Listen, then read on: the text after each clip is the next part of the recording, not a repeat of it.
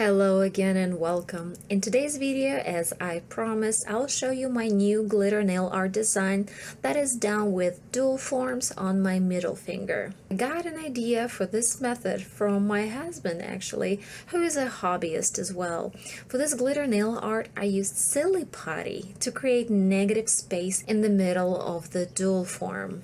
This is the first time I'm doing something like this. I only tested this method once, just inside of a dual form, and I like the results, so here it is. I roll the silly putty into a cone shape and give it a little curve. Then I placed it in the middle of the dual form.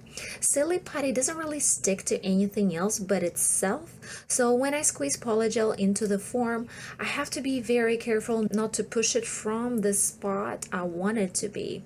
This is a masking technique that model painters use, and I thought, why yes, I should definitely try and find a way to use it in nail art designs. After I have spread all the polygel I needed in the form, I placed the dual form on my finger and cured it for 1 minute. When that's done, I remove the form and the silly putty.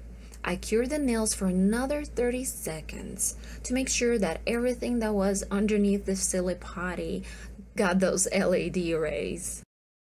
After that, I have cleaned the walls of the Polygel valley with an e-file to give them more smooth walls. My Polygel actually clogs the drill bits quite fast. I cleaned off all of the rest of the material that was on my nails with a cone-shaped drill bit.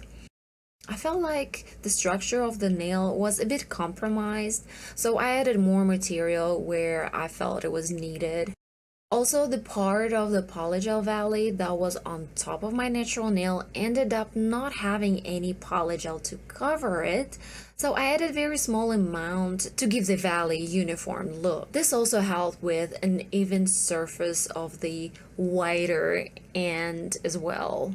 And of course I cured all the added polygel. And it's glitter time! For my previous video where I have reviewed this Ohuhu polygel set, I originally wanted to use only materials from the kit, but pink glitter didn't seem to stand out enough on its own, so I added a little bit of white iridescent glitter and silver holographic glitter that I got from Hobby Lobby. Ah, that's more like it. I could have added other glitters from the set that matched polygel on my ring finger, but I thought of it a bit too late. I applied a thin layer of top gel to the valley and added glitter, but this wasn't working out too well, so I mixed glitter with the top base and spread it that way. If you're enjoying my video so far, show me some love by clicking the like button. This motivates me to create more content for you.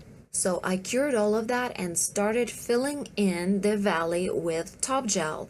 It took me 2 layers to fill it up, curing in between. If you're using a thin top gel, then you may have to do more layers to make sure it doesn't flood your cuticle, and that's why I did it in 2 layers rather than 1. I did not want it to run away into the cuticle. And of course you can use clear builder gel and it's thicker consistency, so 1 layer may be enough with that product. After curing, I filed the nail to match the rest, first with an e-file and then with a hand file. I wiped all the dust and the finishing touch with the top coat. And that's it. Let me know what you think about this technique in the comment section below the video. Try it out yourself. Maybe you'll find a better way to do this. I'm definitely going to continue play around with this technique, doing other designs and not just glitter art. And as always, thank you so much for watching, and I'll see you in the next video.